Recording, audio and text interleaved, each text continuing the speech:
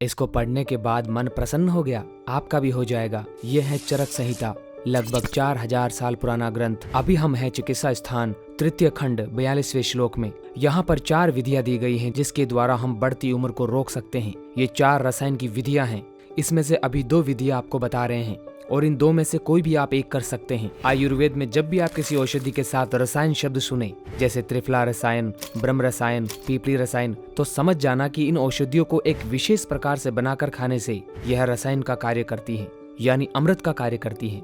क्या अमृत का कार्य करती है? जैसे अभी इस श्लोक में ऋषि चरक हमें बता रहे हैं कि रात्रि भोजन के पच जाने पर, यानी सुबह के समय, 1 हरड़ का चूर्ण पानी से ले लीजिए, यानी लगभग 3 से 4 ग्राम।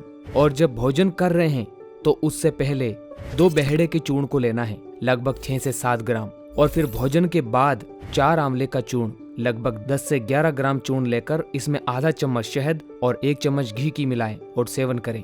ऋषि चरक लिखते हैं कि 1 वर्ष तक इस त्रिफला रसायन का प्रयोग करता हुआ मनुष्य पूरे 100 वर्ष वृद्धावस्था रहित और रोग रहित ही जीवित रहता है, यानी उम्र बढ़ जाएगी परंतु आप जवान ही रहेंगे, बुढ़ापा नहीं आएगा और कोई रोग शरीर को छू नहीं सकेंगे। त्रिफला रसायन की दूसरी विधि। इस श्लोक में ऋषि चरक लिखते हैं, नए लोहे के पात्र में त्रिफला का कल्क बनाकर लेपन करें। कल्क यानी समान मात्रा में त्रिफला लीजिए, उसमें थोड़ा पानी मिलाकर खरल करें और इसे इस तरह पतला कर लें कि यह लोहे पर चिपक सके। अच्छे से खरल करके इसे लोहे पर लगा दें। फिर 24 घंटे तक इसे ऐसे ही लगा रहने दें। 24 घंटे बाद त्रिफला को उतार कर स्टोर कर लेवें और 1 गिलास जल में 1 से 2 चम्मच शहद मिलाकर इसमें यह लोहे से उतारी हुई त्रिफला मिलाएं। आधे से 1 चम्मच अच्छे से मिलाएं और पी जाएं। ये रोज सवेरे करें।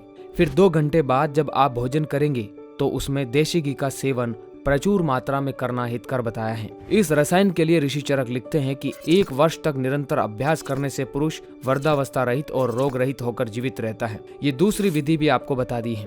पहली विधि में हरड़, बेहड़ा, आंवला अलग अलग से चाहिए होंगे जो आपको रामबाणौषधि.com वेबसाइट पर मिल जाएंगे। दूसरी विधि में समान मात्रा वाला त्रिफला और हनी आपको चाहिए, ये भी आपको वेबसाइट पर मिलेगा।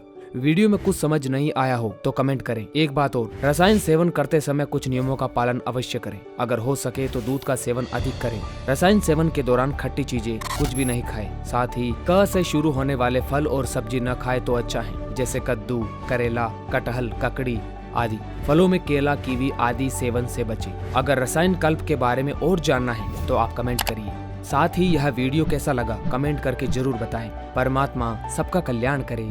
धन्यवाद।